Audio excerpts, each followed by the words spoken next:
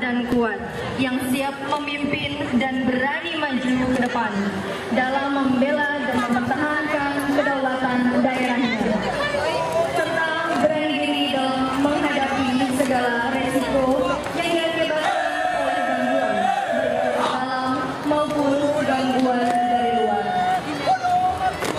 Baiklah hadirin ibu bapak, ini ada lompat batu dari Nias Sumatera Utara.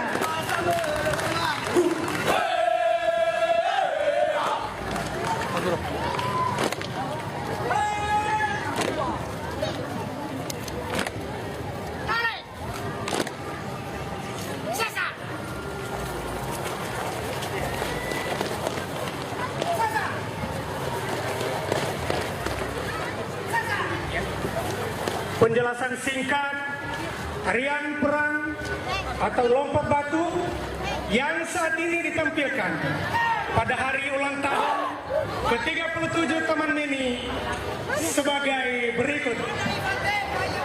Tari perang atau nama niasnya tari baluse.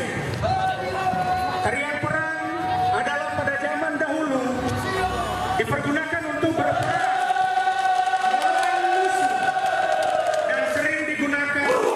untuk melawan dan mengusir Imali. Imali ini artinya memotong atau memenggal kepala orang, yang bisa disebut juga pencuri harta orang. Dalam perkembangannya dari zaman ke zaman, tarian perang ini dipergunakan